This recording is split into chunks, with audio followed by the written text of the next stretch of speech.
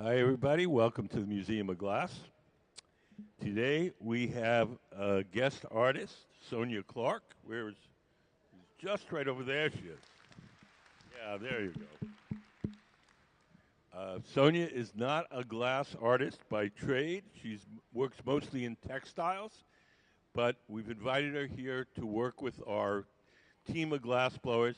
So everything we're going to make is Sonya's design, but will be made by our resident team of glass blowers. We have a team of 5 glass blowers who are all have at least 20 years experience. They're employees of the museum, and when we have a guest artist, if the guest artist is not a glass maker by trade, then they come with designs, and our guys make their designs. So just to get you started, I'm going to give you a brief introduction to how glass blowing works. Everything that we do here starts out in our glass furnaces. The glass furnaces are the machines where you see the doors closed. There's one on each side of the studio. If you look up on the big screen, you'll see a diagram. That's what they look like inside. So inside each of the furnaces, there's a big ceramic pot. In that ceramic pot is 1,000 pounds of melted glass. We keep the melted glass at 2,100 degrees Fahrenheit, which is 1150 Celsius. And at that temperature, the glass has the consistency of honey. So if you can imagine a giant crock pot full of honey, that's what our furnace is like. When we want to get the glass out to make stuff, we take the steel pipes. You got one over there. And those are called blow pipes. And we dip them into the molten glass like you're dipping into a big jar of honey. We dip it in, twirl it around. A little bit of glass sticks to the end of the pipe. The pipe itself is hollow, so when you blow, the ball of glass on the other end blows up like a balloon. If you want to make something larger, we dip it in, blow a bubble, let it harden. Then we dip it in a second time or a third time. We just keep building up the glass in layers. Once we get the glass out of the furnace, it only stays soft for a little while. So we do whatever shaping or blowing we can while it's hot and soft. And when it starts to cool and stiffen, we go to the second type of furnace, and those are called glory holes. Those are the round guys with the doors open. Those have no glass in them. We look at, once again, we have a little diagram up on the screen. They're just a hot chamber for heating and softening the glass while we're working.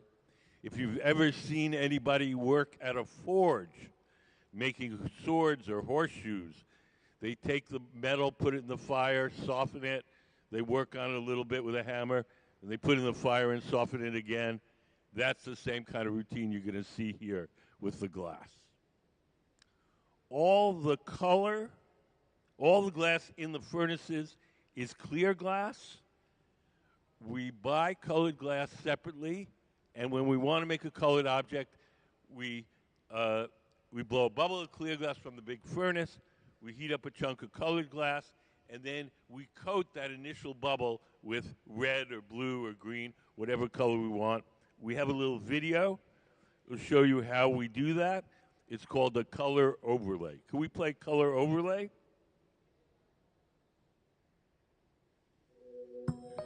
The color in glass comes from adding various materials to the mixture of raw ingredients called batch. Most of the colorants are compounds containing some kind of metal. For example, adding cobalt to clear glass creates a deep blue. Tin and antimony can be used to create white glass, and gold chloride can produce a rich red or pink-colored glass.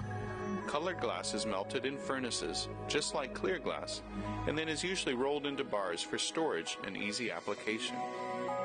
In order to apply color bar to a bubble, we first need to preheat the color to approximately 950 or 1000 degrees Fahrenheit in a color oven or garage. Once warm, the color is then picked up on the end of a punty rod using a little bit of clear glass as a support.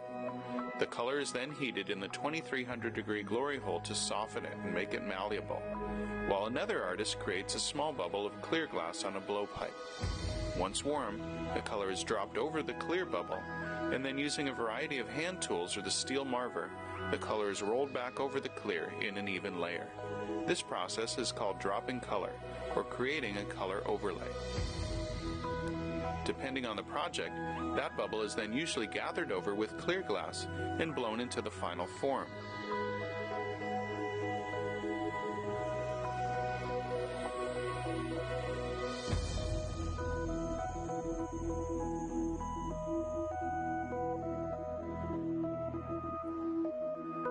The finished product may appear to be all made from colored glass, but when viewed in cross-section, we can see that there is only a thin layer of color sandwiched between many layers of clear glass.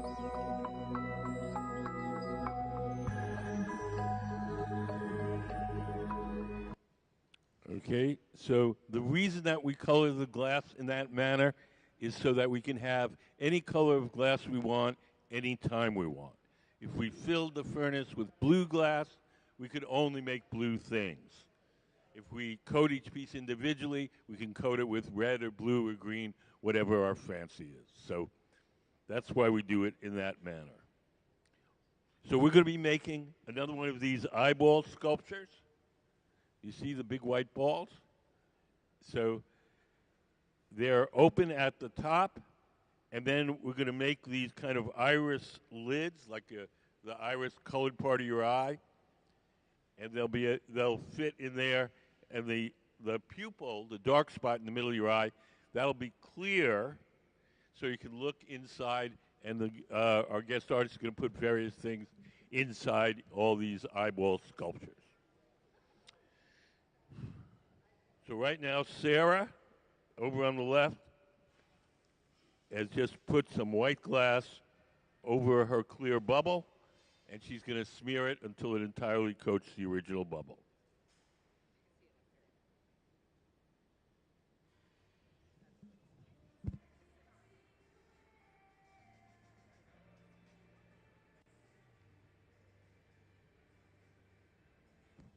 Does anybody have any questions so far? Yeah, we're making one right now in front of you. Yeah.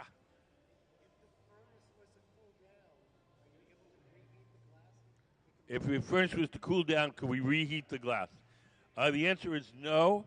If it's allowed, if the furnace was shut off with a full glass, the glass inside would contract. It would tear up the liner, and the furnace would be ruined. So, if we have to turn the furnace off, we have to scoop out all the glass before we turn it off.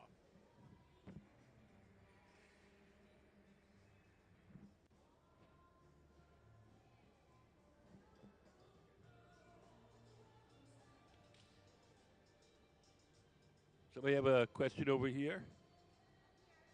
Up there you go. Yes. Sonya Clark is, she's mostly a textile artist, but she does installation. She's a professor at Amherst College in Western Massachusetts. She's had over 500 exhibitions of various places. She was recently invited to the Pilchuck Glass School, where she was artist-in-residence, and this is the first time we're going to have her here as our guest artist.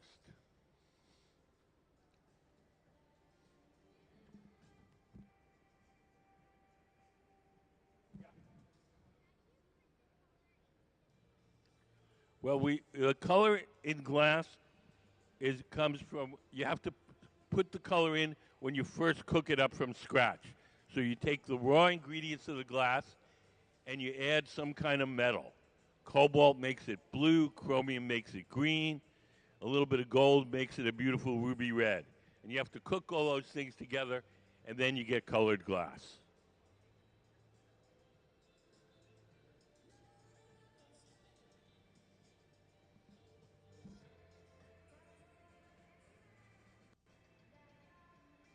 Can we put up some of Sonia's artwork up on the big screen?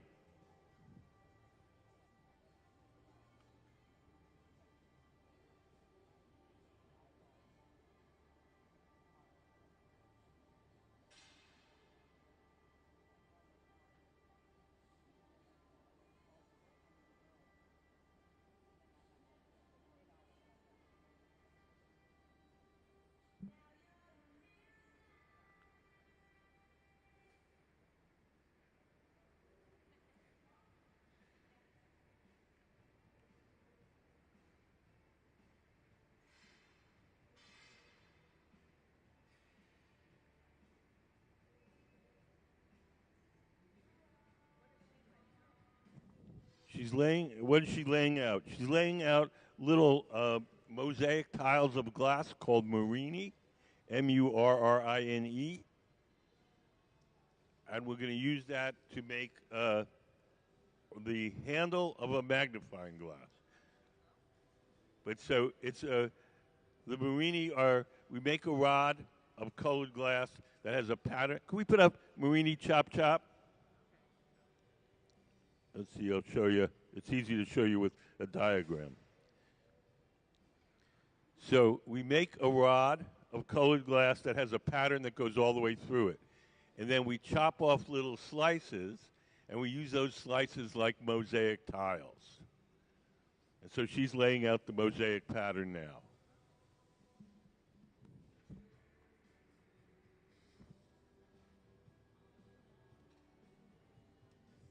Chris, do we have a mosaic, Murini pattern layout? We have a slide like that. There we go. So if you look up on big screen, we basically use them like mosaic tiles.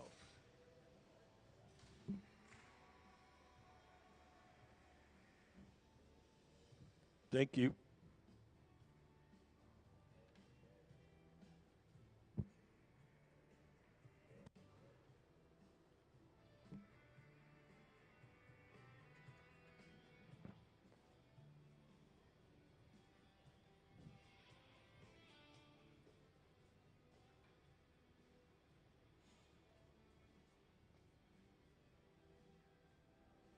So over on the left, Sarah has dipped her bubble in a big tank of molten glass, and now she's shaping it using a tool called the block, B-L-O-C-K.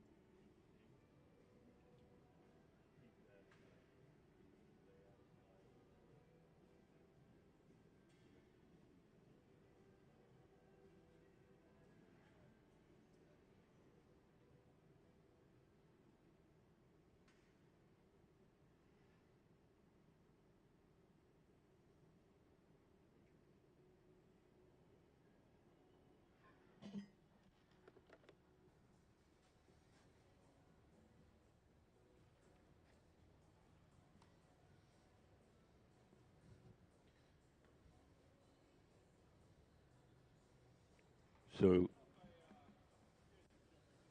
Sarah's going to hang out and let that bubble cool and stiffen a bit, and we're going to coat it with more clear glass. Each time we dip it into the furnace and coat it with another layer of glass, it's called taking a gather, G-A-T-H-E-R. So before we take a gather, we let the bubble cool and stiffen a bit so that it doesn't melt when we stick it in the furnace full of molten glass.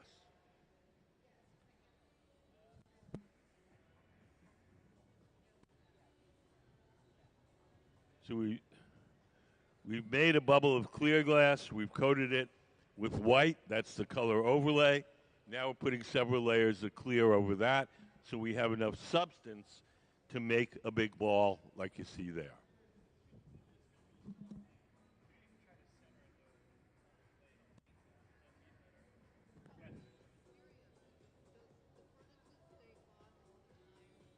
Okay, do the furnaces stay hot all the time? I'm going to repeat the question so everyone knows what I'm answering. The glass furnaces are on 24/7, the ones that have the tanks of molten glass in them. The glory holes, the round ones with the doors open, those are only on during the working day. Yes. How long are the residencies? 5 days. So she started on Wednesday. She'll work through Sunday, And next week will be a different artist.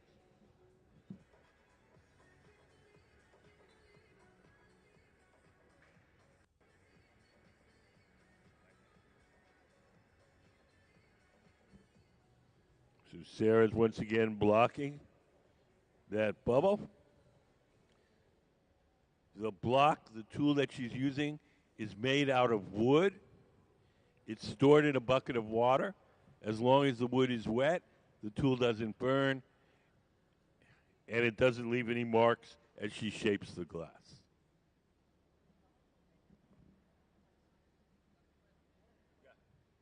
Yes.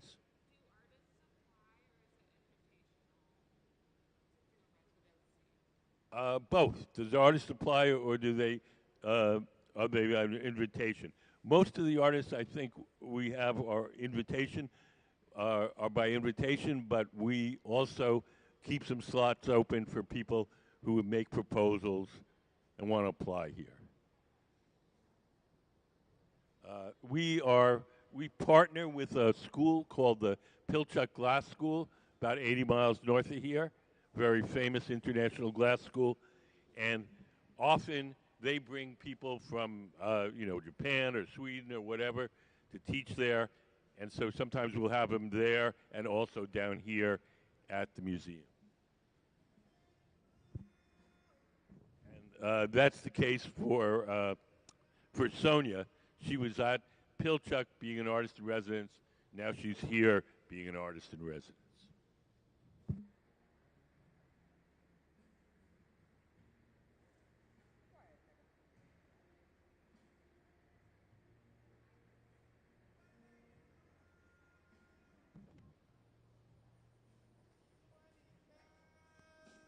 Hi. How are you guys? You guys have any questions?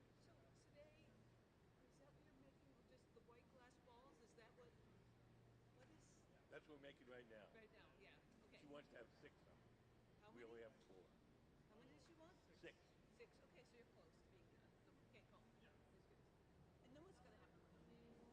Part of her exhibition, they're kind of eyeball sculptures. The lids that go over the opening are kind of like irises. They look sort of like this.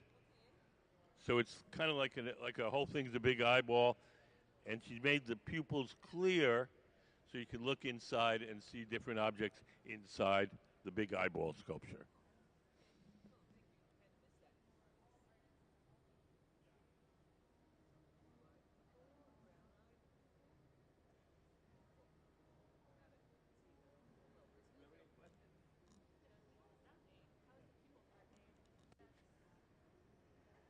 Well, it's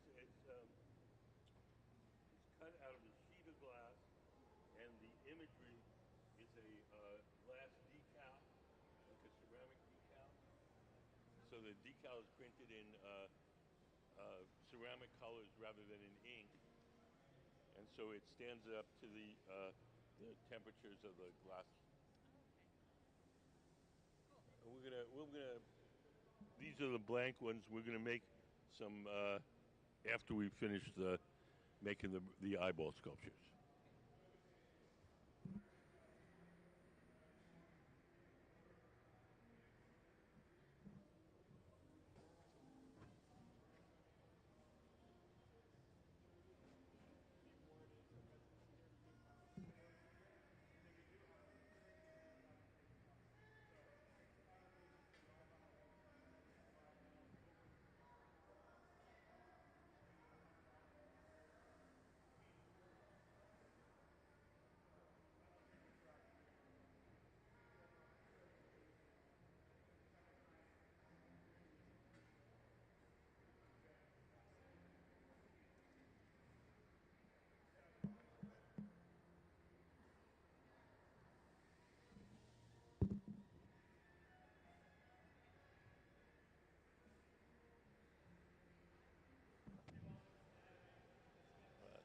Sarah's going over to our pipe cooler.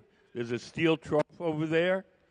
When the steel pipes get hot, which is usually when we go in and get the gather, we take them over there and we lay them in the steel trough, spray water on them. on the pipe, the steel, not the glass, and that cools it down, makes it easier to hold. Does anybody have a question? Yes.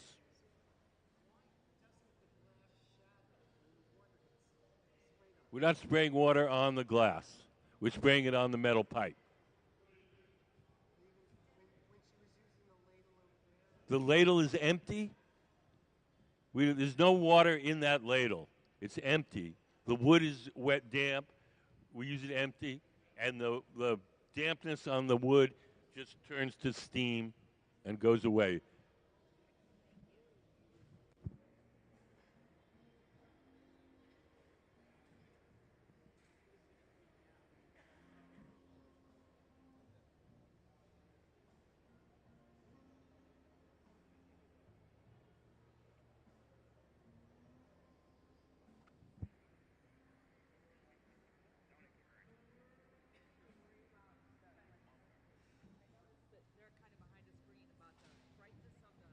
No, no, we've been OSHA tested. There's no excess infrared or ultraviolet that'll damage your eyes.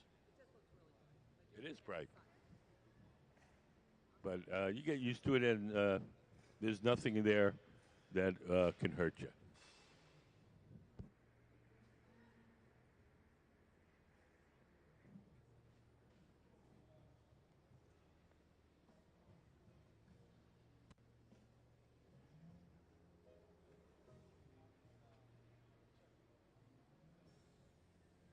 You guys have any questions?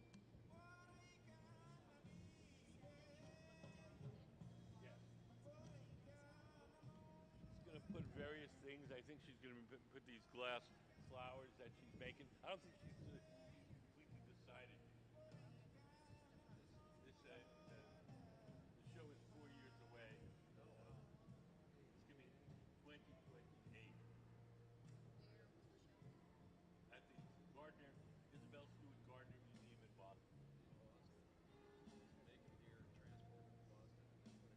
What? Making the items here and then transporting all the way to Massachusetts. Well, actually, yeah. That's crazy. I mean, it's great, but it's just That's the way glass the way it is. Yeah, they go everywhere. Cool.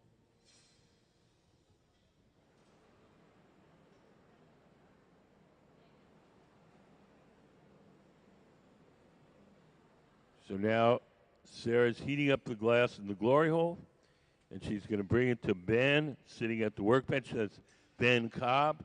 He's the head of our glass shop here at the Museum of Glass.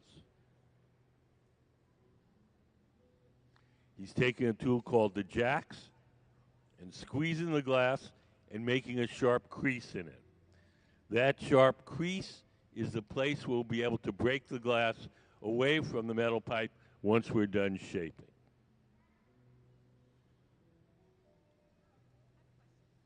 Yes.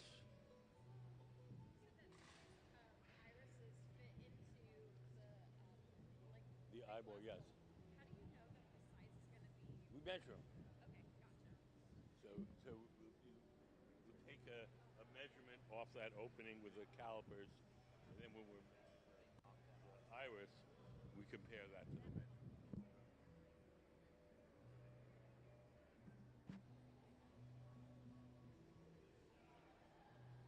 So you'll notice that one of the glass blowers is seated to the left of the workbench.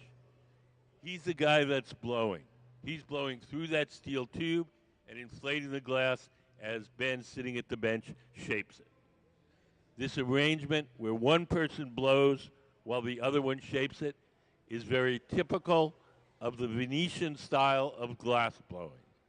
Starting in 1979, a number of Venetian masters started coming here to the Northwest and began teaching the young Americans how to blow glass. And since that time, we work pretty much in the way that they work in Venice.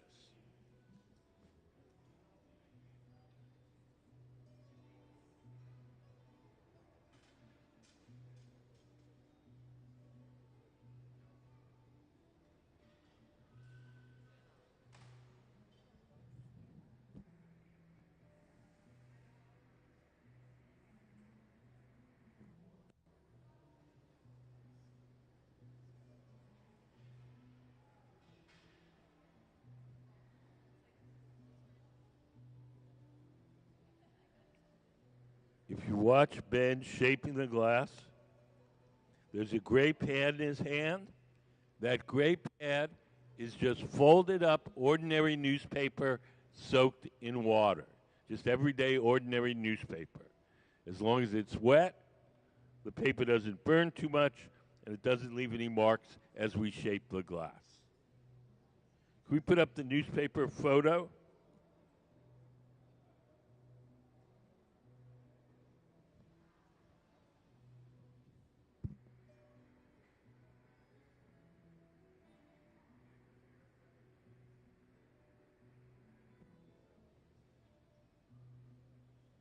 So you look up on the big screen. The laying on the table is a brand new newspaper, and on top of it is one that's been used for a little while. But it's just everyday, ordinary, regular newspaper.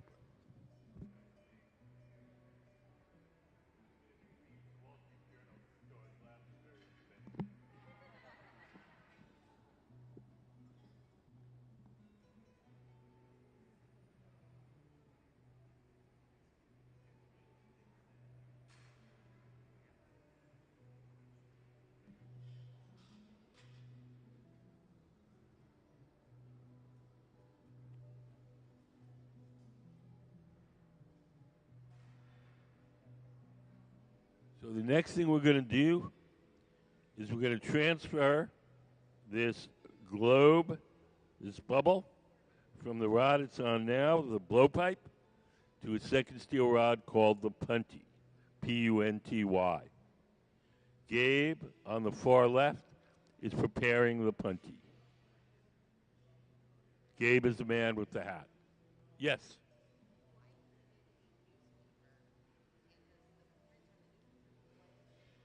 Okay, why do we use newspaper and does the print come off? We use newspaper because it's free, it works really well, there's no real point in doing anything else, and the print does not come off on the glass.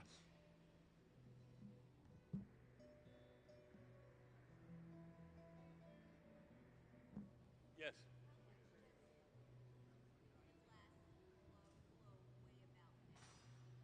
Oh, I don't know. 7.5 pounds, says Gabe.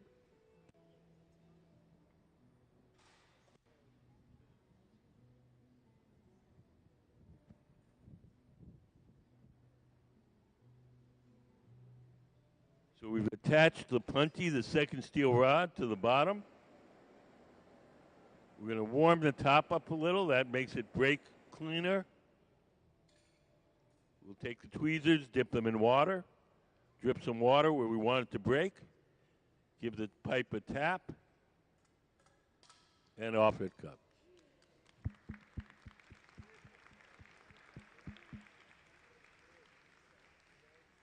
So now the bubble's held from the bottom, the top is exposed, the top can now be heated and shaped.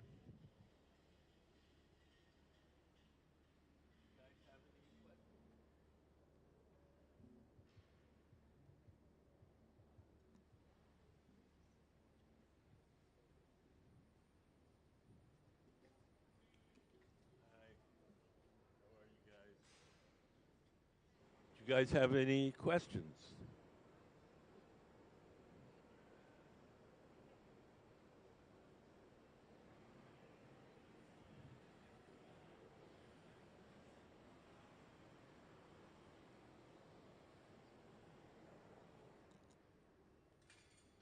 How am I doing? Do you have any suggestions? Are you going to roll that up on a bubble? It's going to make a handle. Right, but I mean,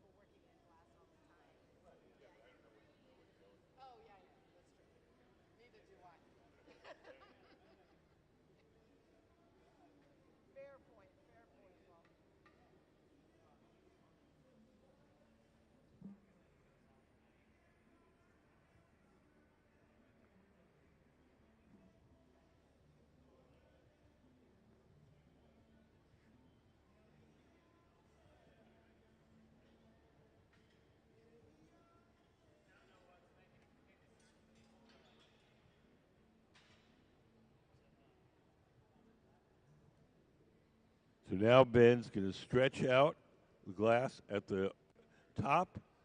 The glass at the top is always a little bit thick. We take the tweezers, stretch it out a little, and then we'll trim some of it off.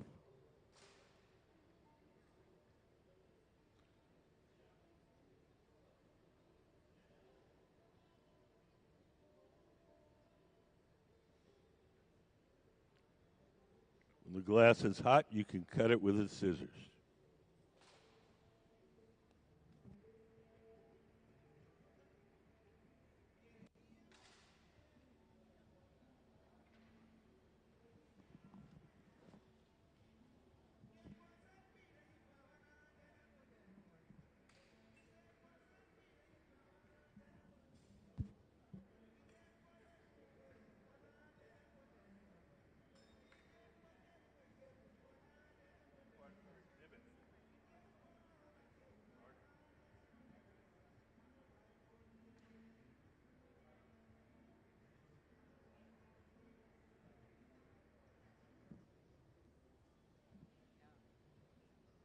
Is that going to be coming up anytime soon? 2028 is Boston. Right. How many eyeballs are going to be in it? Said you have 6. 6, okay. How do you ship them? Put them in double box them. Put some bubble wrap around them. Put a box that fits tight. Then you put that in another bigger box, and you float that bigger box in there. Say a prayer. I mean, people ship glass all the time. It's not magic.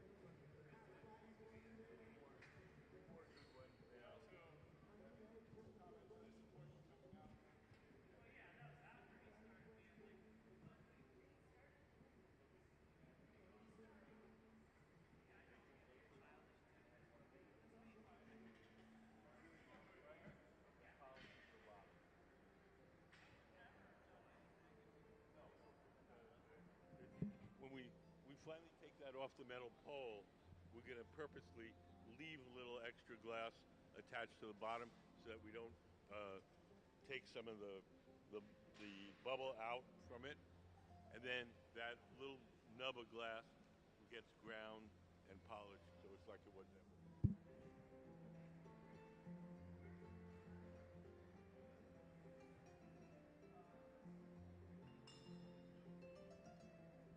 The little tile?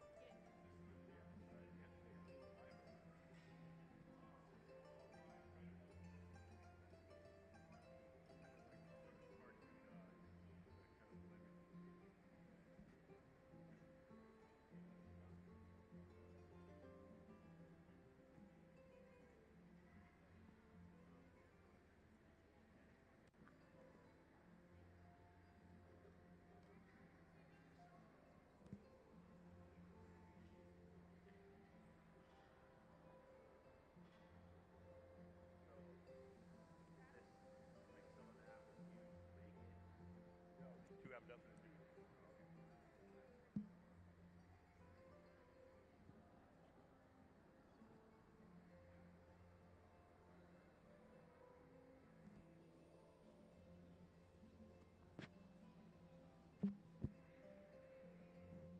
So as Ben shapes the glass, his assistants hold a wooden paddle in front of his arm to shield him from the heat. The heat that comes off the glass is radiant heat like an outdoor heater. It heats the first thing it strikes. So if you put the paddle between the arm and the glass, the paddle gets hot and the arm doesn't.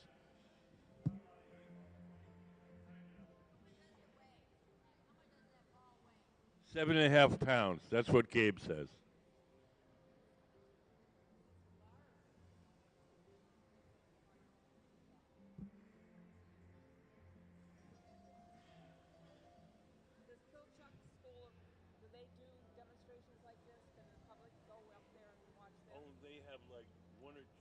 open house days a year. The rest of it is closed business. Oh, okay. How big is that? How big is Pilchuck? Is it like this? 40 acres. Oh, wow. Okay. It's like in the middle of an old tree farm, and it kind of looks like a rustic college campus. Okay. Chris, do we have a picture of Pilchuck we can put up on the big screen? There. So that's the Pilchuck School, and that kind of the roof that's kind of leaning out. That's the hot shop. That's where the glass blowing is.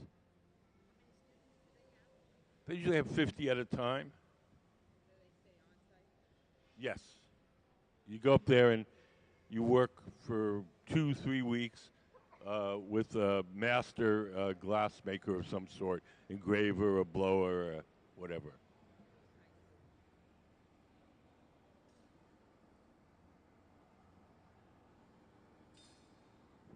Thank you, Chris.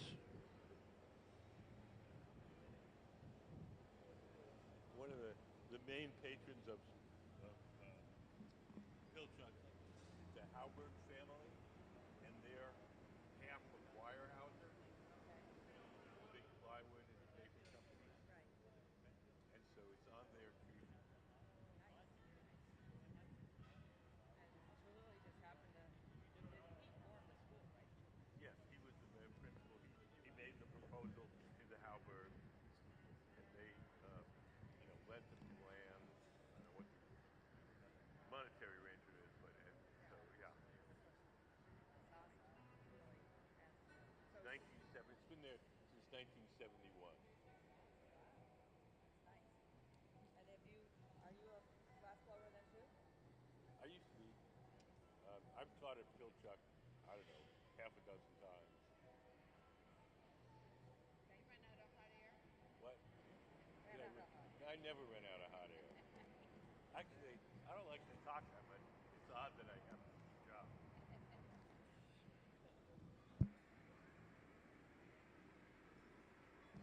So we're blowing a little air into the front end. The tool that he's using is called the soffietta. It's from the name is from the Italian verb soffiare, to blow. So it means little blower, little puffer.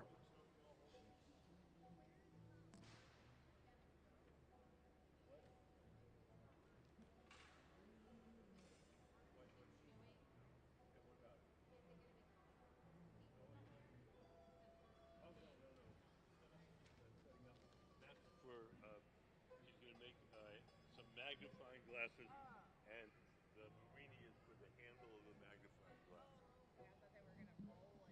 No, well they're going to roll it on, but not as part of a different sculpture. How big will the magnifying glass be?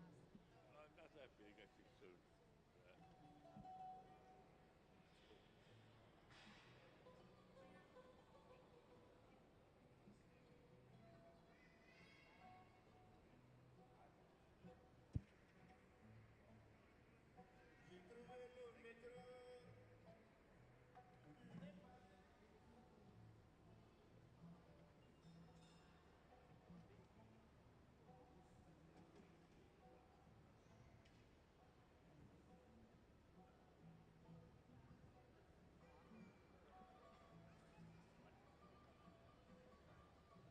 Ben is checking the diameter.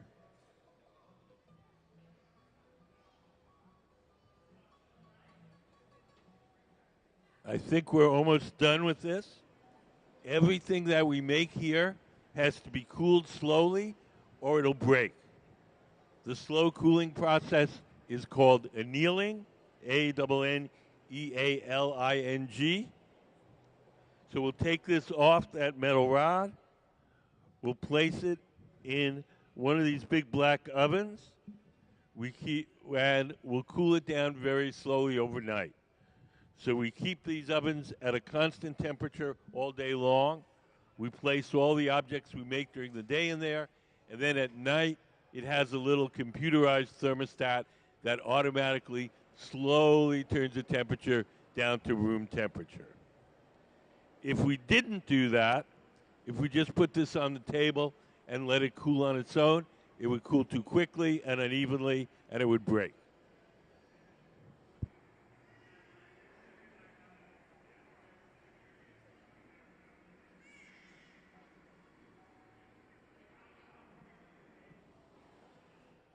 To the right of center, you'll see Sarah in the green jacket.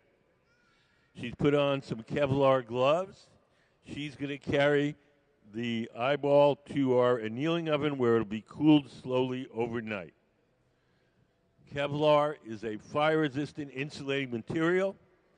When she grabs that glass, it'll be about 1,000 degrees.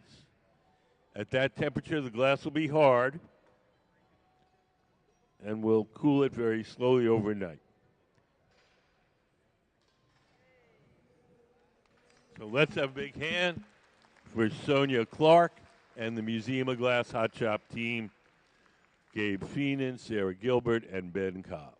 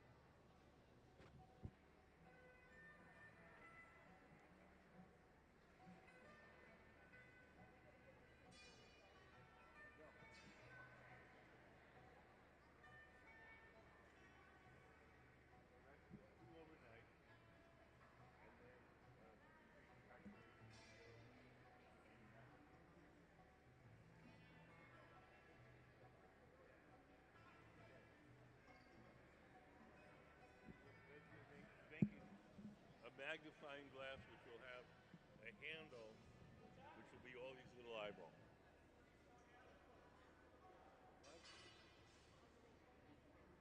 No, no, we're going to make it out of glass. We're going to. Can we put up picking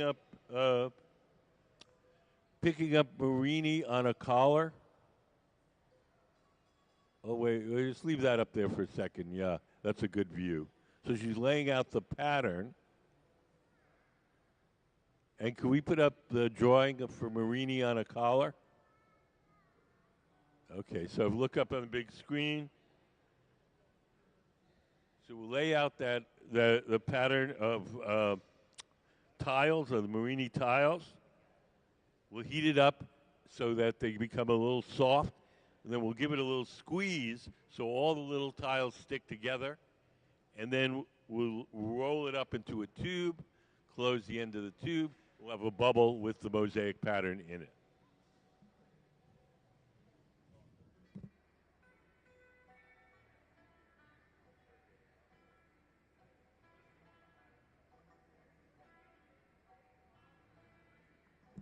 They're kind of eyeball sculptures. The openings, we made these lids, which are kind of like irises, like your iris in your eye. And the pupil is clear. And so she's going to put some objects in there so you look into these eyeballs and see the objects. They're sculptures. They're not functional objects like a lamp or a juice glass.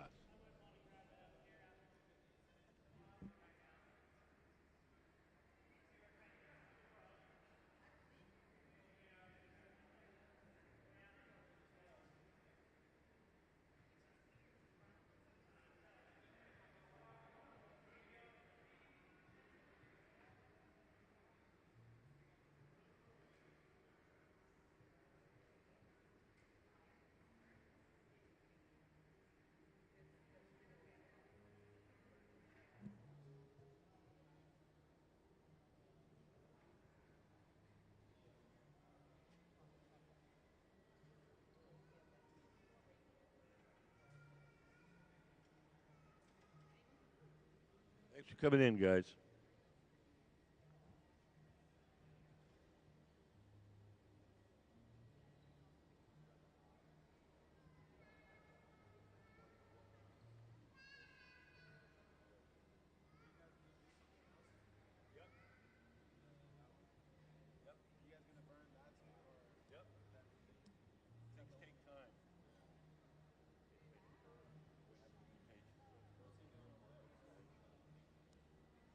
getting some glass. We're going to make some of these irises, these kind of iris lids that go on the eyeballs.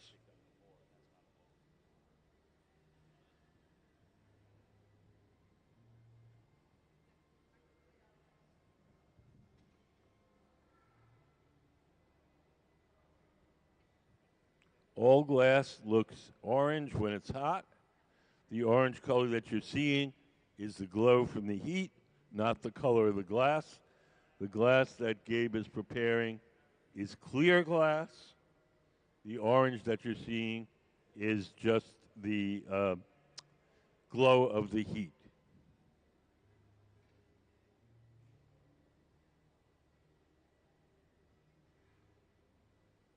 So Sonya Clark, our guest artist, has prepared some discs with an image of the iris of an eye. Those discs are heating up in this oven over here, and we're going to use this glass to pick them up and shape them into these iris lenses, which will fit into these eyeball sculptures.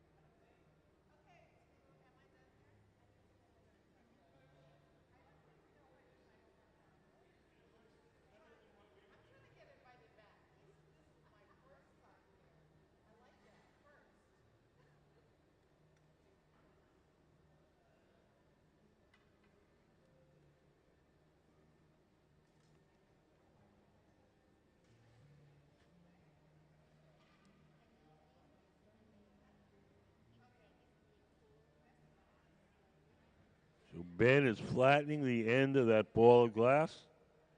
I'm going to use that ball of glass to make these lenses like you see here on the table.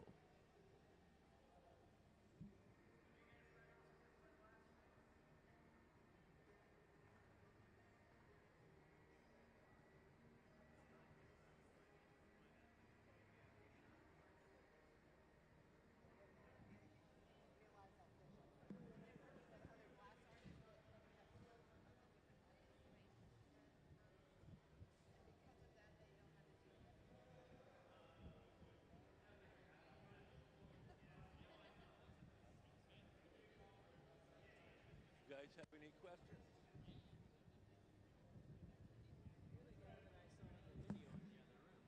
Possibly, yeah. Where the drawings are? Yeah, that's me. You're the guy that finished somebody else's drawing, right? Yes, that's me. I That's saw me. you. I was like, wait, this guy looks familiar. That is me, without probably without the beard, but the beard is It a. wasn't as big. A little scruff, not the Oh, okay. good stuff. No, yeah, that's my exhibit in there.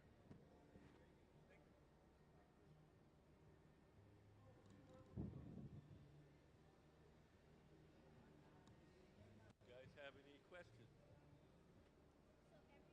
So every change that they do, they have to stick it back into the kiln. Well, when your glass only stays soft for a little while each time you heat it. Think of it like wax. When you get wax hot, it gets soft, but it doesn't stay soft for very long. It starts to cool and stiffen. Same with the glass. That makes sense. So they get it hot, do whatever they can to shape it. It starts to cool and stiffen, and they heat it up again.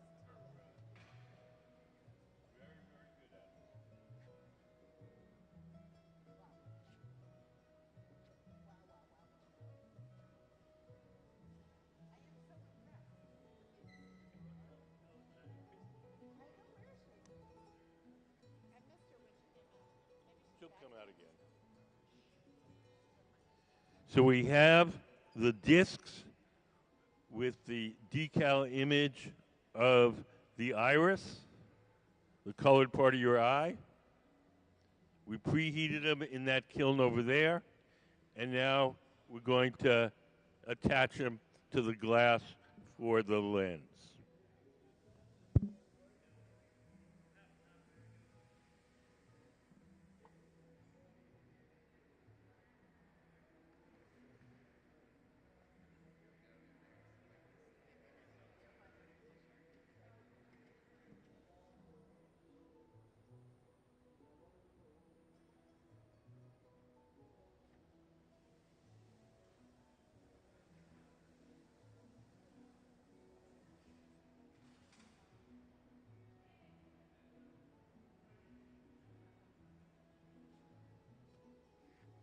So here comes Ben with the lens glass.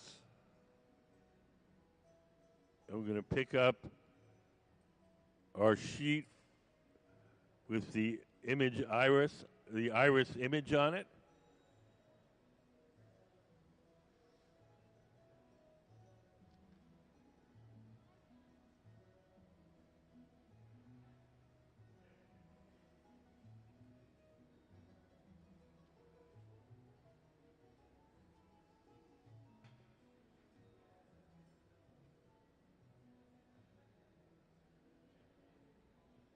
Do you guys have any questions?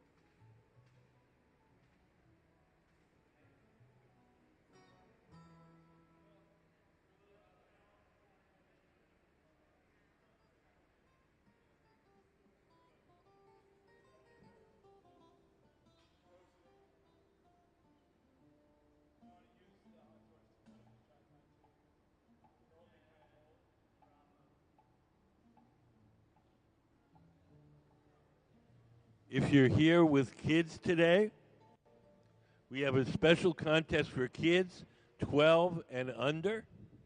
Any kid 12 and under can do a drawing. Once a month, we pick one of the drawings and we make whatever the kid drew out of glass. We make 2 copies, one for the kid to keep and one for the museum collection. It's free to enter. There's a table out in the lobby with the drawing materials and entry forms. And if we pick your drawing, we'll call you up. You can bring the whole family down, and we'll make it right in front of you. Can we put up some of the kids' designed stills?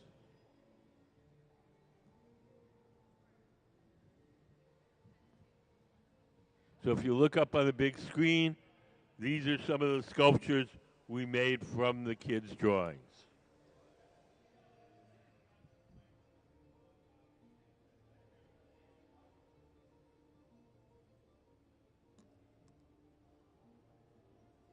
If you're 12 or younger, encourage you to go to the table in the lobby and make a drawing and enter the contest.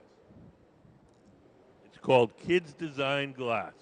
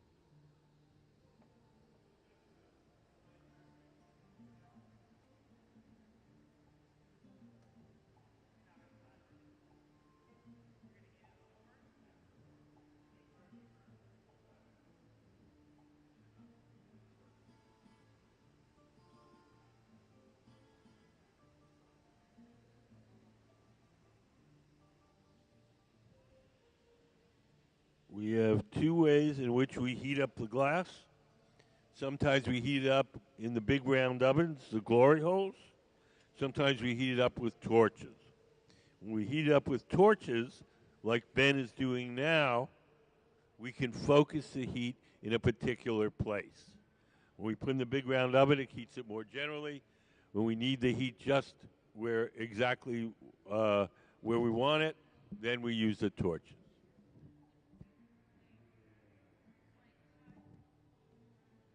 Hi, how are you? Not saying.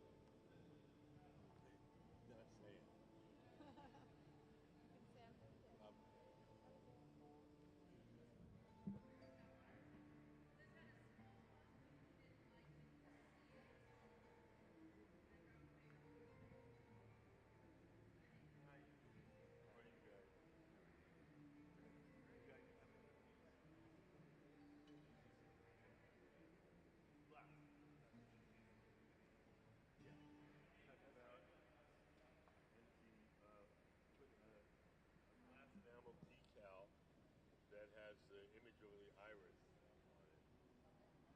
And we picked it up with a big block, and we're making these kind of lenses. We call it these lids that go into the eyeball.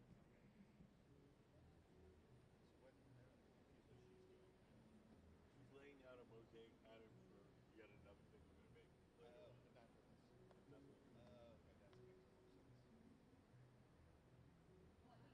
sense. She's going to put them in her exhibition. She's having an exhibition 2023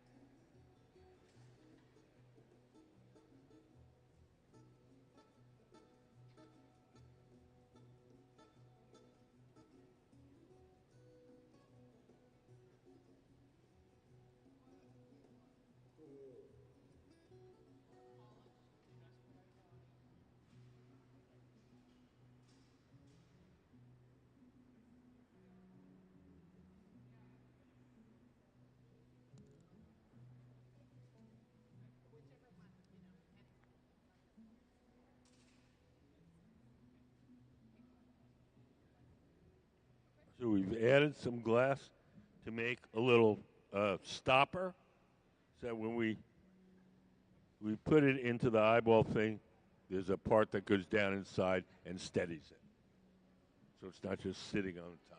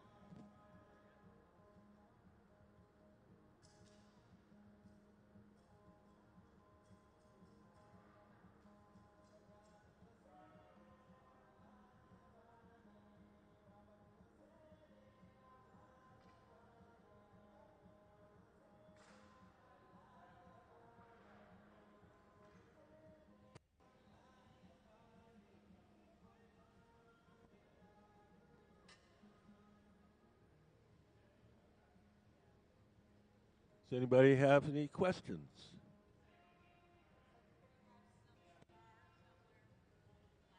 Nope. Sorry.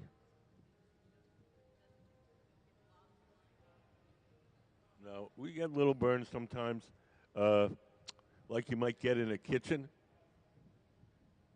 Little minor things. Um, we have no horror stories for you.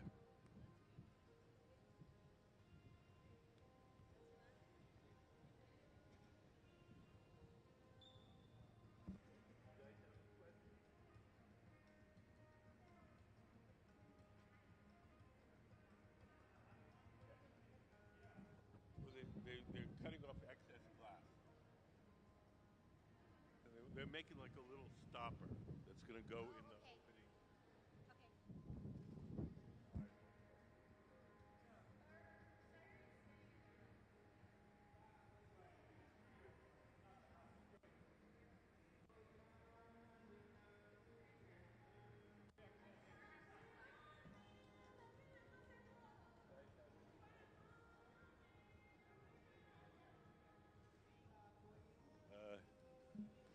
Ben and Gabe, the two guys, they've been working together for 23 years. And Sarah, I think about 17, maybe. Yeah. No, these guys are top of the line, uh, professional, excellent glass blowers. The way you can tell is how casual they are. They look like they're thinking about what's for dinner or what's, you know. Yes, that's the mark of a good glass blower. If you see one that's kind of huffing and puffing and sweating, and it usually means they're not very good.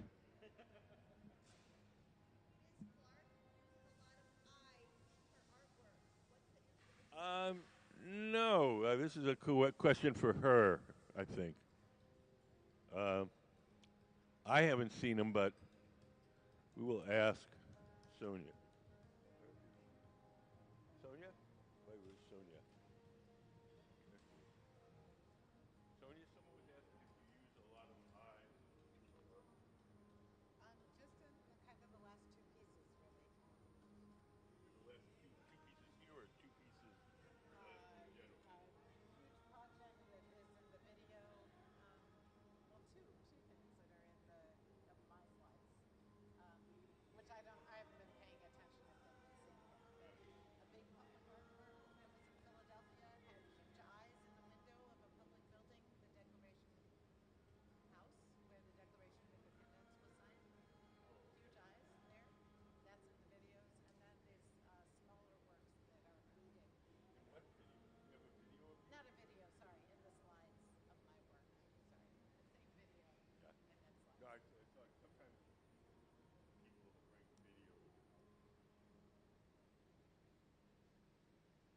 So Sonia says she's only did it in two artworks. Could we put up her slides for a moment, and so we could like stop at one? I'll stop you. Not that one. Not that one. That one. Is that the one, Sonia? Yes.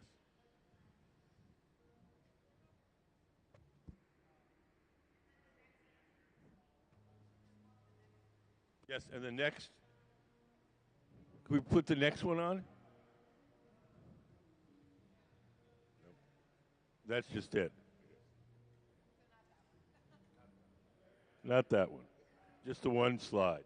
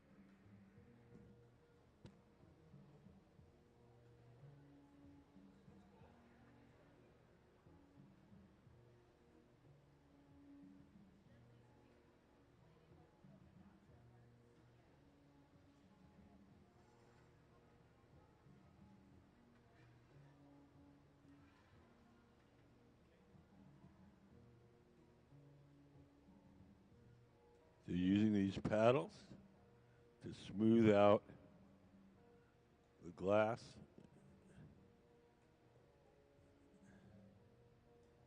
And clean up the edges.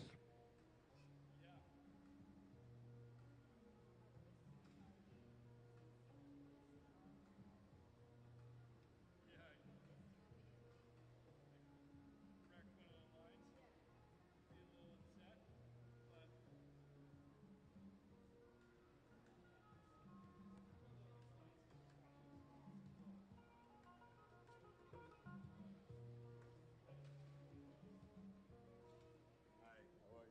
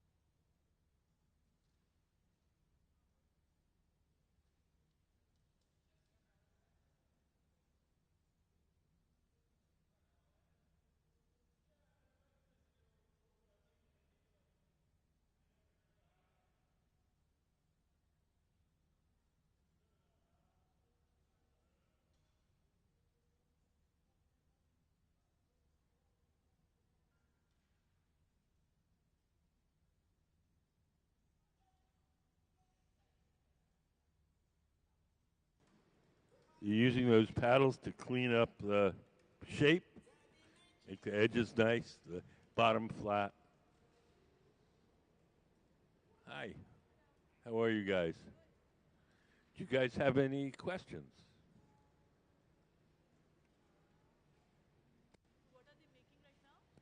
We're making, you see these big white balls? They're kind of like eyeballs, and so there's going to be a stopper that goes in there that kind of looks like the iris of your eye.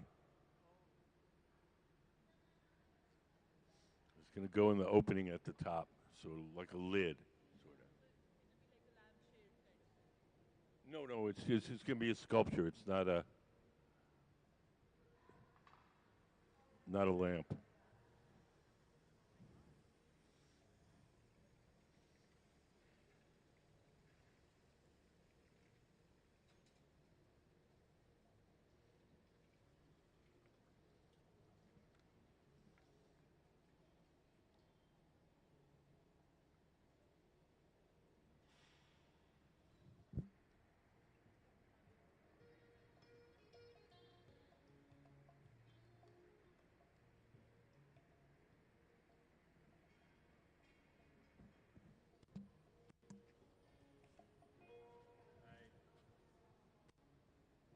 How are you guys?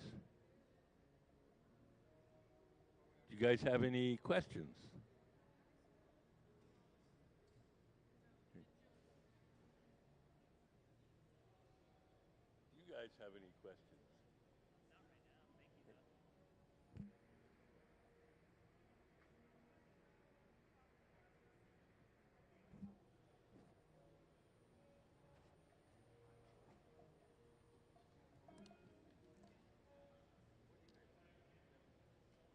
any questions?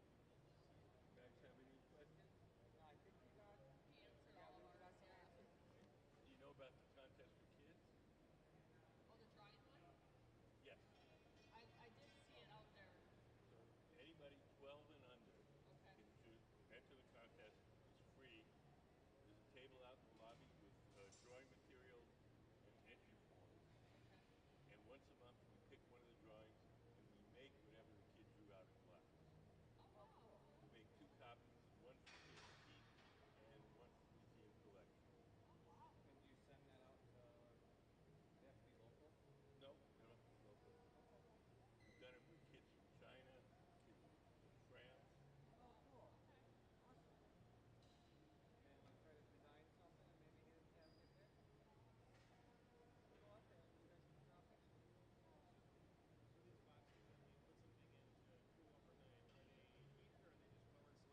They're ovens. They're electric ovens. We keep them at a constant temperature all day long, which is hot enough to keep them from breaking, but not hot enough to make them soft. And so we load up everything we make during the day, and then the oven has a little computerized thermostat that slowly, automatically turns the temperature down to room temperature overnight. If we didn't do that, if we didn't cool them slowly, if we just made them and let them cool on their own, they would break.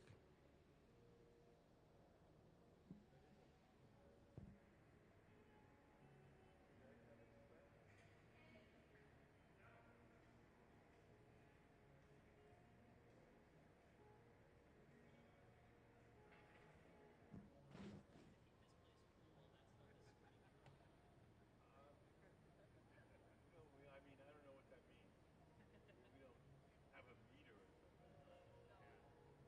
something.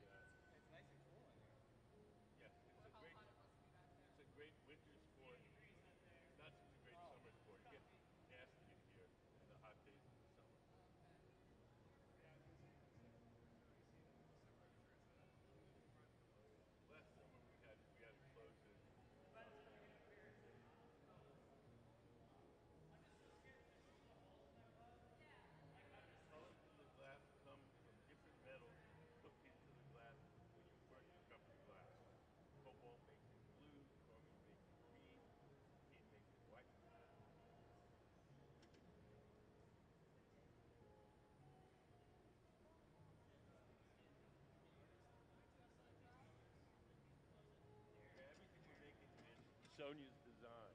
Sonya Clark, our guest artist. So the shapes and the designs and the colors, that's all her choice. She's not a glass blower. She's an artist who works mostly in textiles. And we often invite people from outside of the glass world to come into our studio and work. And so to bring in sort of new ideas and fresh perspectives. And And I'm guessing you work with them with your guys' experience to be able to tell this is the material that we think would yes, work best for our our piece. yeah. So usually, if they're not a glass blower, they come up with an idea, and our team of glass blowers makes whatever they design. That's very cool. How long have they been working here? You mean the glass blowers? Yeah. Ben and Gabe, the two guys, have been working here since the museum opened, which is 22, 23 years. And then Sarah has probably, I think, about 17 years. So we don't have a lot of turnover.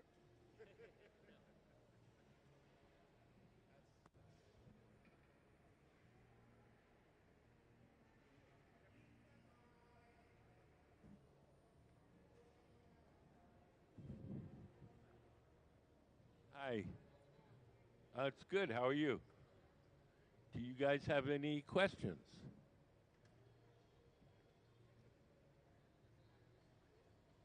What do you guys usually do with the class? I mean, I understand that she's doing this for a show, but Yes. what do you guys usually do with the stuff that you make here? Well, when we're working with the guest artists, they take home everything except for two pieces.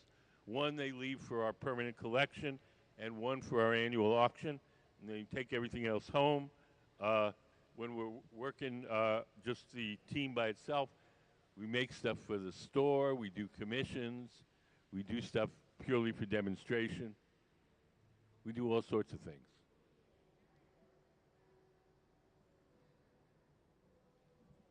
Make radical hippie glass to piss off.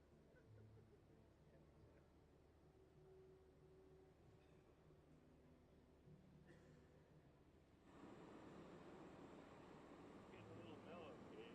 Alright. It's my hippie roots, dude. It's them hippie roots I got, dude.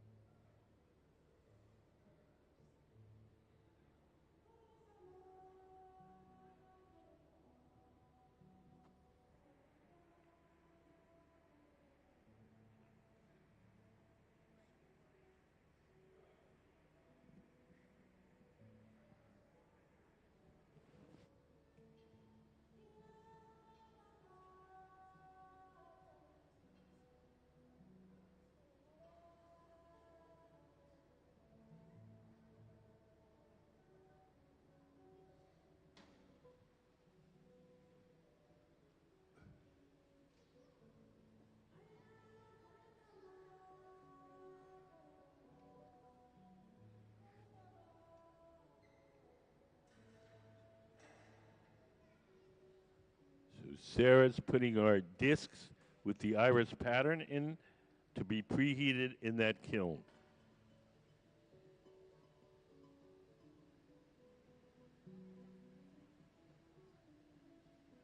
Hi, how are you guys? You guys have any questions? You know about our contest with kids?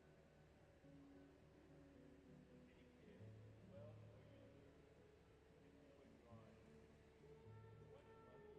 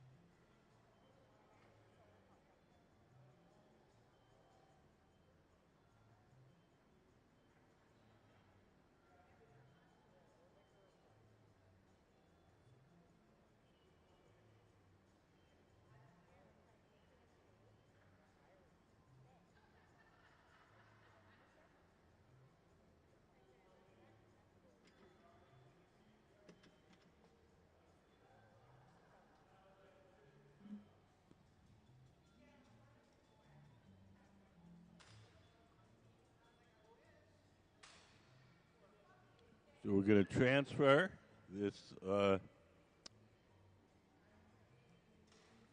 this disc from the rod originally formed on to second steel rod called the punty.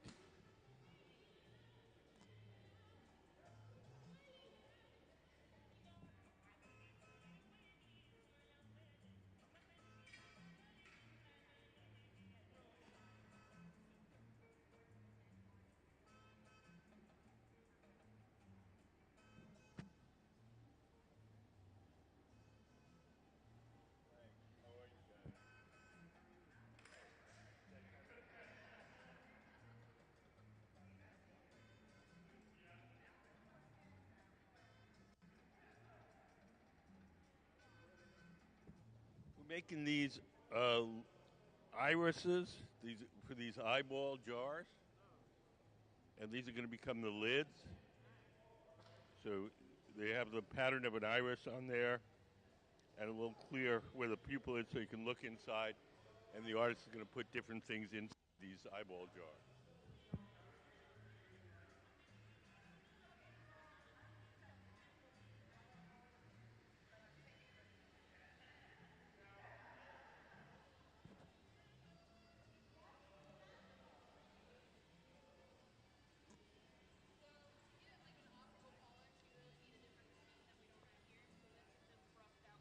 Can I just say, yes, it's so much better than I thought it would be. I, you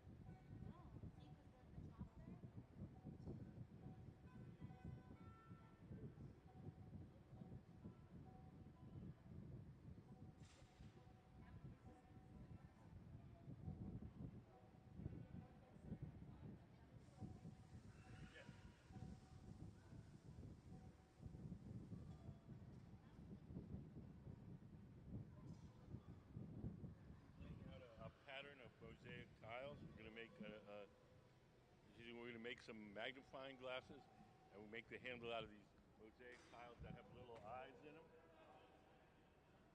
Can you touch it? Nope.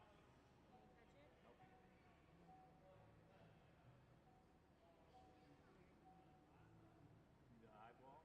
So what's gonna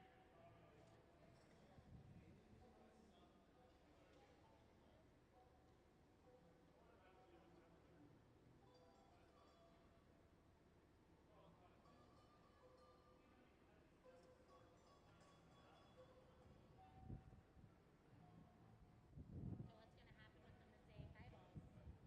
What?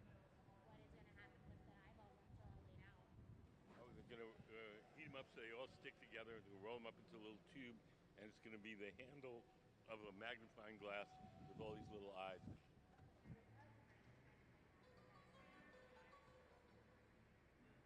guys know about our contest routine?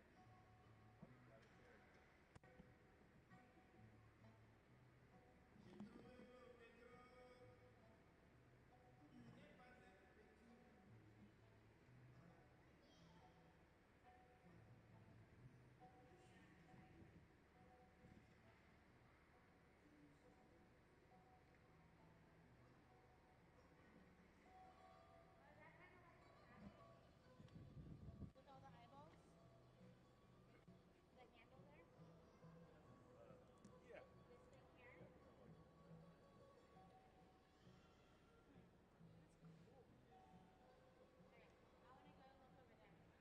him.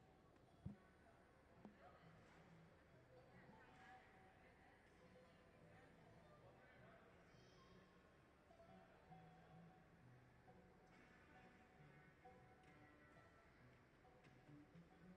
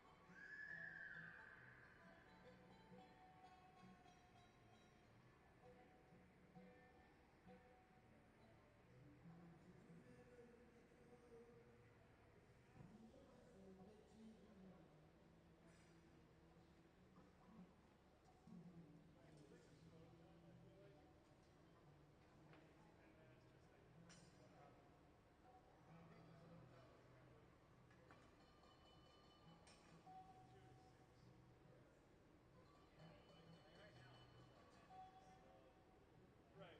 But then I'm like, man, 2 months ago I thought he was so smooth, and it's like he has really like I feel like his personality is starting to come out. Yeah, they really don't Maybe have doing some rascally they don't things. have too much personality. They feel mean spirited. So we're almost finished with this lid. Everything that we make here has to be cooled slowly or it'll break. So we're going to take it off that metal rod. We're going to place it in one of these big black ovens, and we'll cool it slowly overnight to prevent it from breaking. Do you have any questions? Anything you want to know? Live. Can I have a piece of glass, please? You get a glass piece? No, we don't have. I don't think I have anything. No, like that glass. What? What? No, no, that's just broken glass. That's too sharp.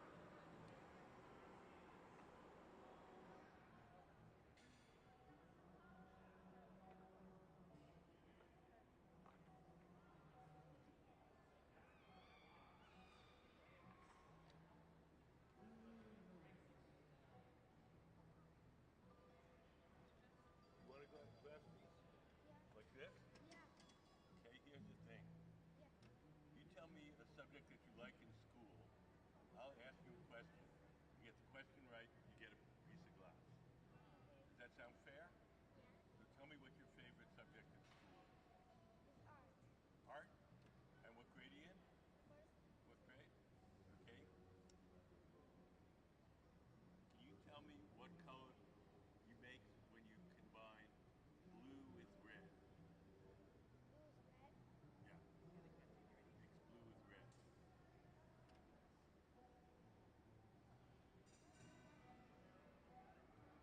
I forgot. What? I forgot. You don't know? Well, how about red with yellow?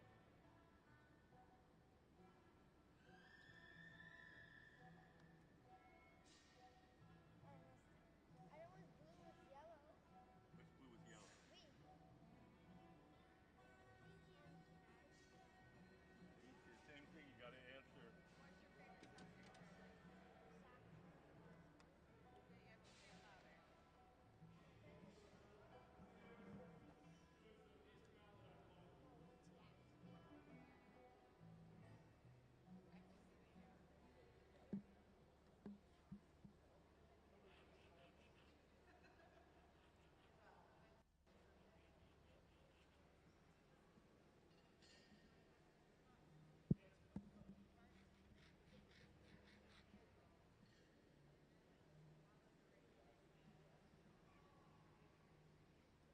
Okay. So, do you go to school? What grade are you in? He'll be in second next year. Second grade? Do you have a subject that you like in school? Yeah, science. Science. What kind of science? Animals, Like planets? physics and like stuff about physics and like how like things will like some like add some particles react when they like touch with different particles that are different types. You know the different particles that make up an atom? Yeah. What's in an atom? What kind of particles are in it? Name one particle in an atom. Well, I don't know that. You do actually. You have to remember the video we watched about batteries. So it says in the atom, what are there? Um, a bunch of helium. Hydrogen. But Hydrogen. what did they call them Um, when they were pluses or minuses? um, acid and base. Well, acids and bases do have pluses and minuses, but what do they trade? So an acid gives away what, and a base gives away what? Begins with an E. Give, well, acids give away, these, like,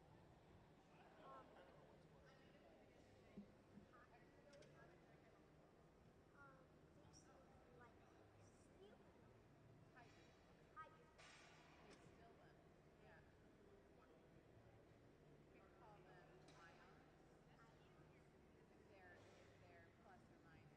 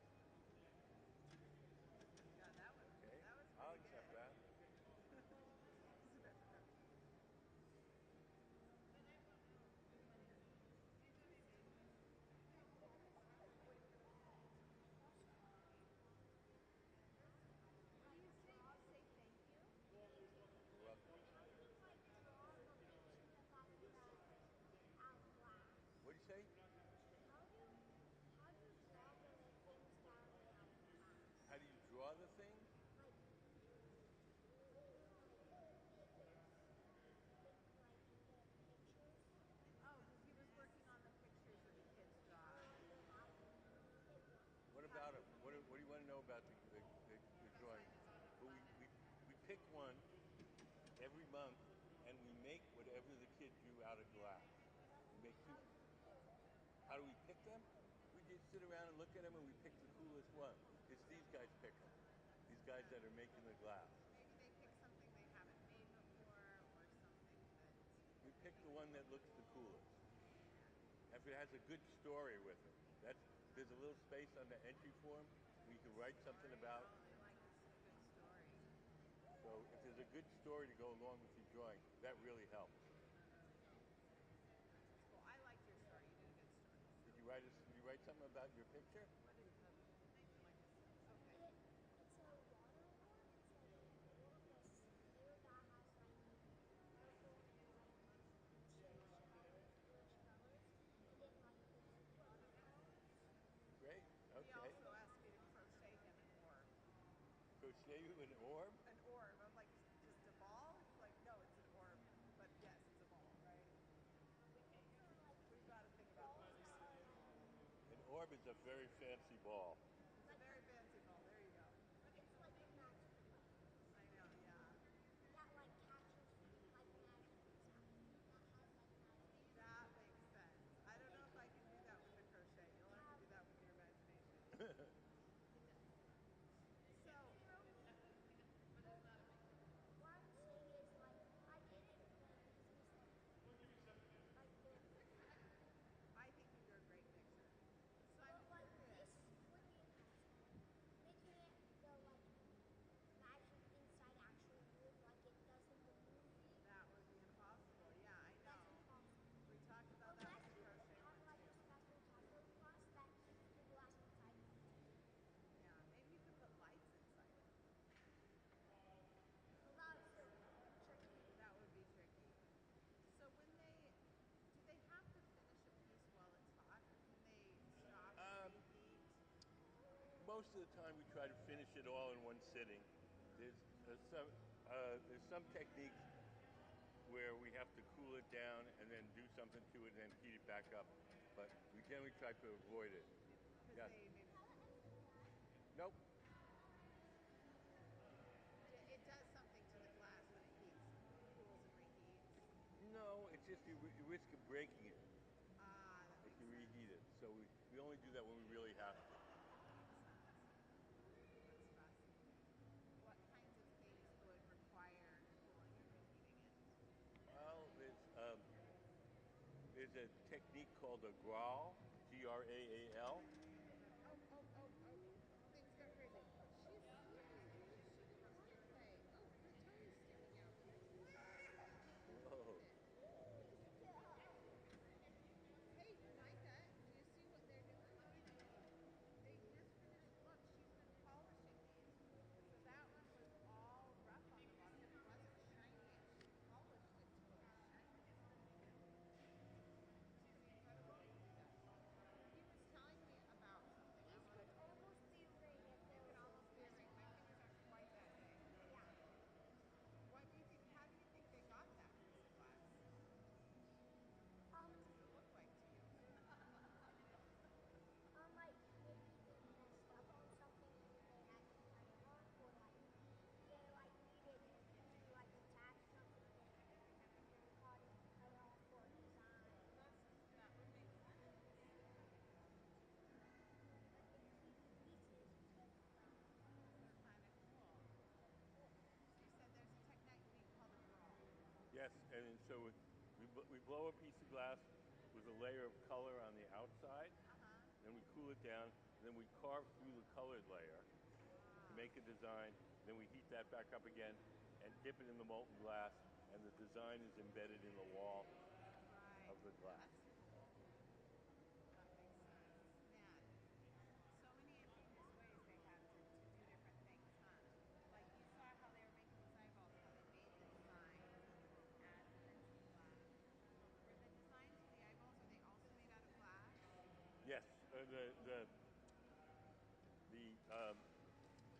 we cut discs of glass, and then we made a decal out of glass enamel color, fused it to the disc, and then we put molten glass on top of that.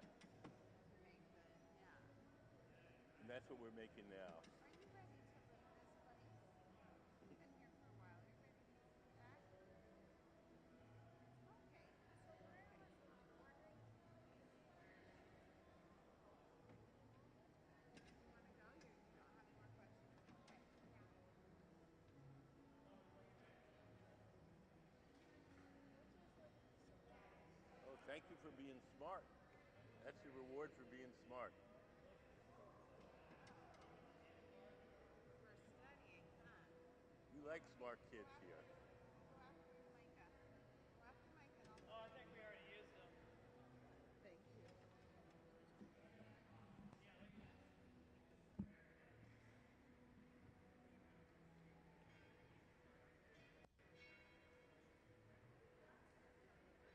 Yeah, it just it fills it in that format. Yeah. I don't want to like waste everybody's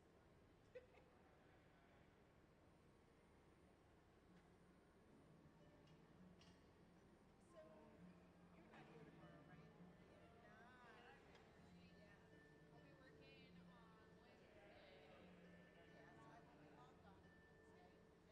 And then you go for a while. For a month, yeah, I'll be out. Yeah. It's good to take care of yourself. I mean, I It's been a know. long time coming. Yeah. Yeah, just finally need to do it. Starting to feel it.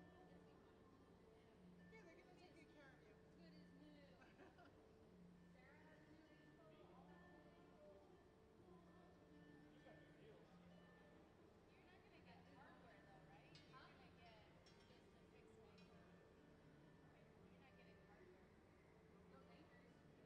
Those anchors? Oh, you are getting. Oh, where they drill in for your four anchors, yeah. Keys. Keys. So that's two screws? Four. Four screws? When do you do the second one? Well, we'll see how this fits. Oh, you have to have both of them then? Is it from standing on this stuff? I don't know. Very. Was yours? Did they say? Oh, she Mine broke. were. Just Oh. in case it broke. Yeah, she's Yeah. got like 16 screws and a few plates. Mine was Bionic. Bionic. Yeah. Bionic woman. just been building for like 3 years and then just got to the point where it's I don't actually know how you all do it. At Pilchuck, just standing on concrete. I mean, I'm taking medication that makes me feel like I have arthritis, but makes me feel like I'm about 40 years older than I am. yeah, But standing on concrete all day, every I was day, like, all day. but it wasn't every day. For me, it was just like Yeah, a little bit. your body will be just like, Yeah, what it are was you like, doing to me? What is this this place? is so tiring. And it was so exhilarating and so tiring at the same time. Yeah. I tried Hey, I don't think I have enough of those.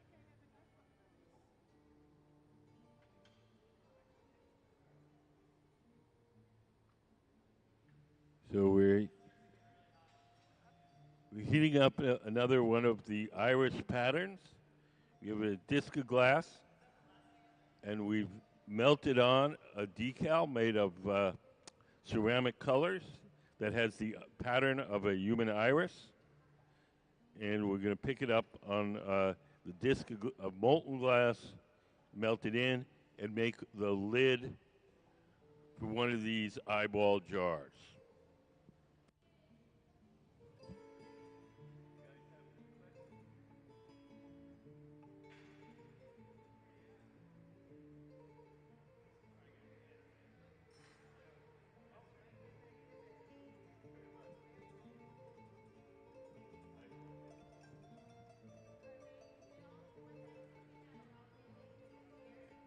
Yes, well, I usually do them on the floor of the hot shop.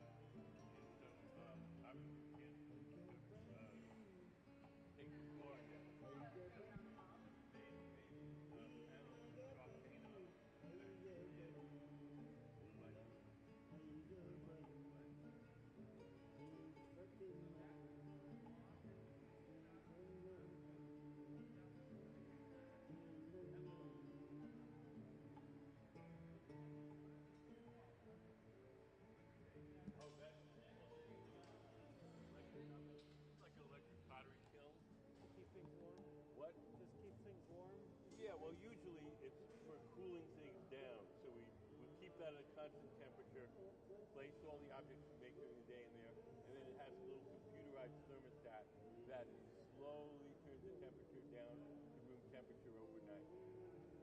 That prevents it from breaking. That's called annealing. That keeps it from breaking. Exactly. So we just, most of the things that we made all these things, we just made them, put it on a table, walked away. They would cool too quickly and unevenly, and they would break. That's incredible. So So you have this. Like, how long does it take? Like all night long? yes, and Slowly? the important thing is they have to be done slowly. I don't know if you want to get into the science of it, but I'd love to hear. well, the glass is glass a crystal? It's not. It's a what? liquid. Is it glass a liquid or is it a It crystal? Or? depends on who you ask. Oh, okay. I There are always thought it different was a liquid. scientists. There's different scientists call it different things. It's really either a liquid or a solid. Doesn't fit definition. Some people call it an amorphous solid, and some people call it a superfood liquid, and some people say it's neutral.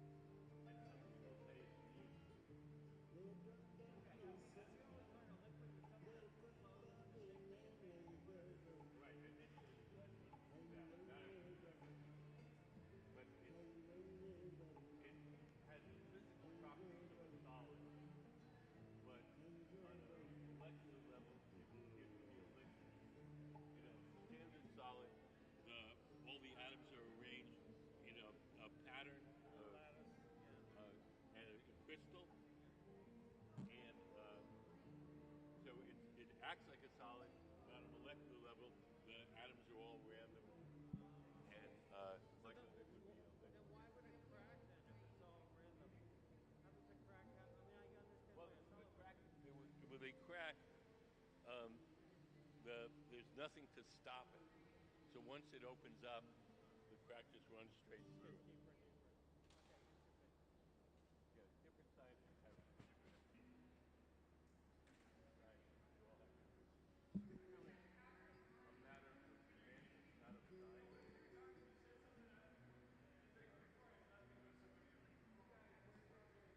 We buy what's called batch, which is like a cake mix almost. It's got all the ingredients, all the portions, and we throw it. It's all raw ingredients. We throw it first, and we cook it. All the ingredients melt together and make glass. So it's not glass when we get it, but it's glass after we cook it. Like, what's it? Silicon, silica, or no? It's three main ingredients: sand, soda ash, and lime. Sand is the bulk of it. The soda ash is a chemical which acts as a flux and lowers the melting temperature of the sand, and the lime is calcium carbonate, and that stabilizes it into a chemical. Awesome. So we get the sand, soda ash, and In the lime, batch. throw it in the furnace, cook it. You have to stir it or anything? No, Or no. just let it sit there and all kind of like liquefy? And these temperature of these furnaces? The brown ones with the doors open are 2,300 degrees Fahrenheit. The kilns where we keep molten glass are 2,100. So And this thing here, the annealer, it starts the up. annealer, we keep it at about 925 degrees. That's hot enough to keep the glass from breaking, but not hot enough to make it soft. So when we put it in there, when we're done, it doesn't change shape or mark. So glass melts at what temperature? Glass doesn't really have a melting temperature. Okay. It's more like wax or butter. It kind of just gets softer and softer. The hotter you get it, the cooler you get it, the stiffer it gets. It doesn't have. There's no boiling point where. It will boil, Okay, interesting. but It does. Is there a point where it will go like water, or will it never be? yes. I mean, the hotter you get it, the more fluid it'll be. Right, but it only goes so far before it hits the boiling point. What? There is a limit at the boiling point, though. It will boil if you get it hot enough. Well, honestly, it wouldn't surprise me if it's because water is very fluid compared to a lot of other things. It wouldn't surprise me if it ever reached the point of water. Oh yeah, no, it does. We would boil it. I think on whatever viscosity scale, I think like honey was like 12,000 times water or something absurd.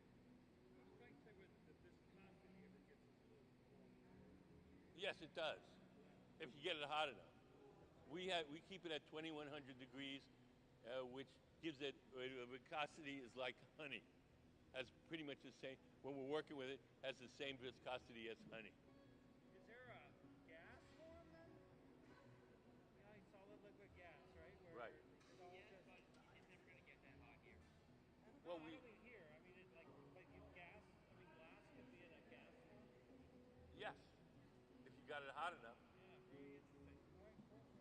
That's neat. That's some neat material. And people have been doing glass for thousands of years, right? Man-made glass is about 4,000 years old. Where in the world did they start all this? They started it in Iraq, where Mesopotamia.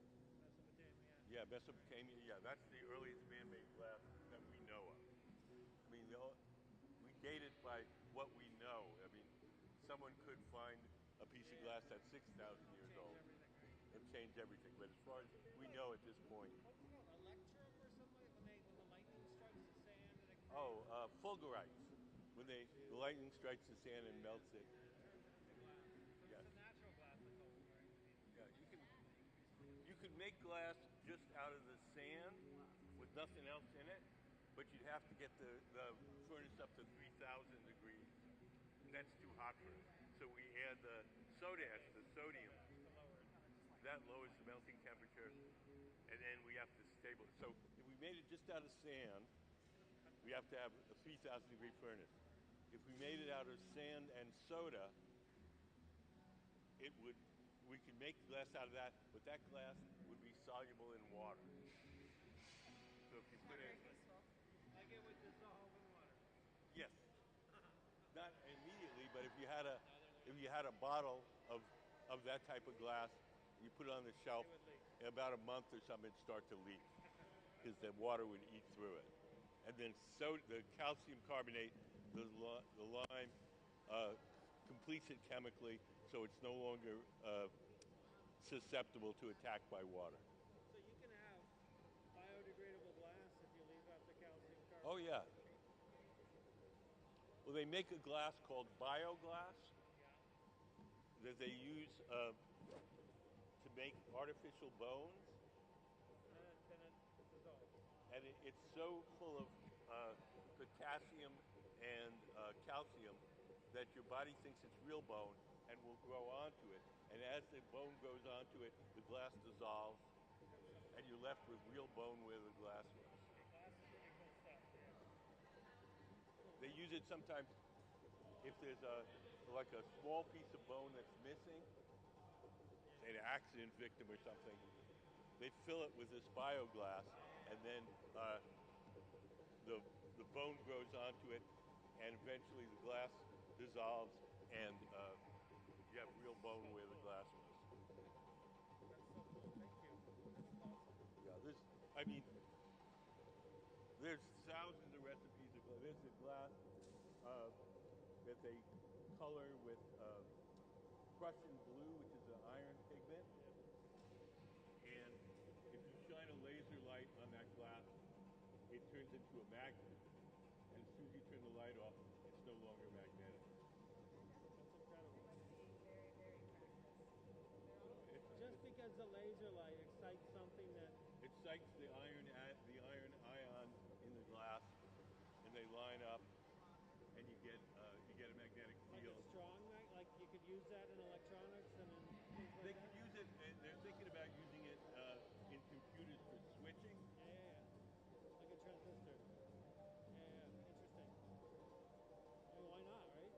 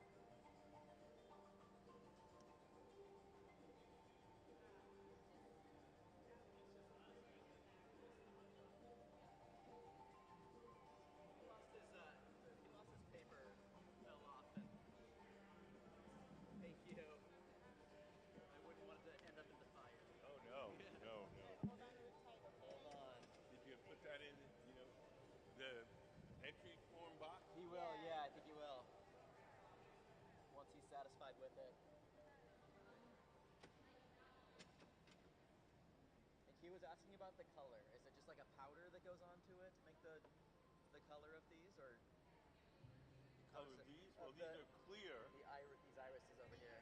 Yeah. And then we Okay. Okay. the decals that are printed. Yeah. Oh, okay. They're printed with ceramic colors instead of ink, I see. and so when you fire them, the colors are strong enough to stand up to the temperature of Got glass. it. Okay. So that goes on first. Well, we pre-fire them. Discs here. I shouldn't have one here, but we fire them onto a plate of glass, Yeah. and then we put them in that oven. We warm them up. Then we take the molten glass and pick up. Okay. And then the decals. Decals embedded in between the plate and the molten glass. Okay. Very cool.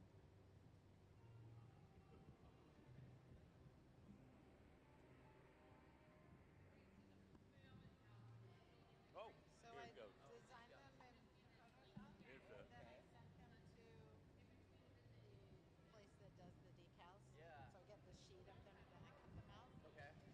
Put them in water, Yeah. and then slide them onto the pre-cut glass. I see. So this Okay. hasn't seen any heat yet, right?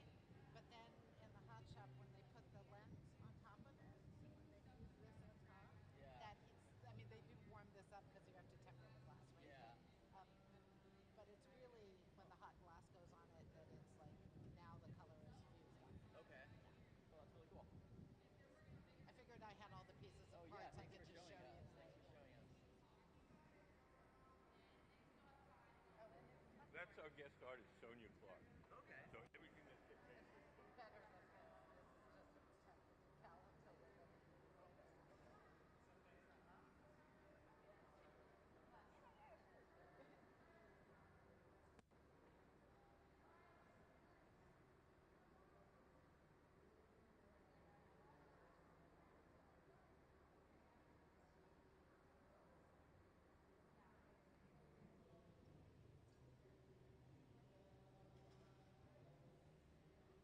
Oh, like at some point in time, yeah. It goes. When we made we got a bunch of glass, and we flattened it out, and we made two little ridges in the glass, and then we wrapped it around something round, squeezed it, and made a little ring. So we wrapped it around the metal pipe, squeezed it, and then made the little ring. Alright, let's go look in the shop.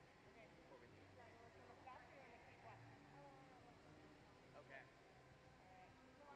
So the whole museum closes at 5. I don't know what time it is now. It's closed.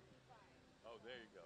So if you want to go to the shop, might you do it now, or you'll miss it. We'll go do it now. Thanks so much. Oh, thanks for coming in, guys. You gonna stay here? Actually, no. Okay. I'll stay with you. Okay. Alright. This is so cool.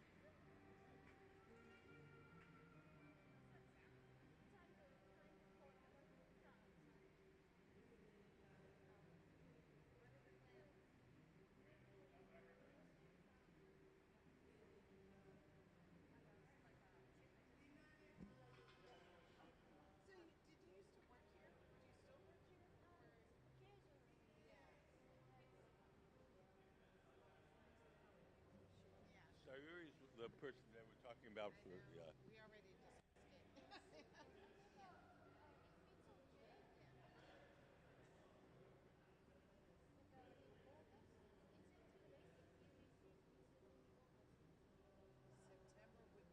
I'm still traveling unless it's late August, and that's just when school starts. So, yeah, I mean, we can arrange it. There's really not a huge rush.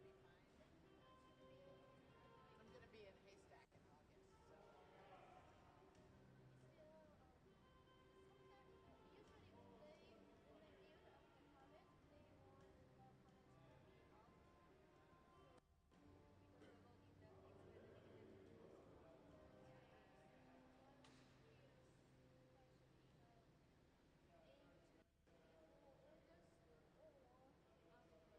After. After would be better, as long as they don't mind storing these things. After would be better. Because the summer's still really crazy. But once school starts, I travel less. I still travel, but I travel less because I'm teaching. So, yeah, yeah.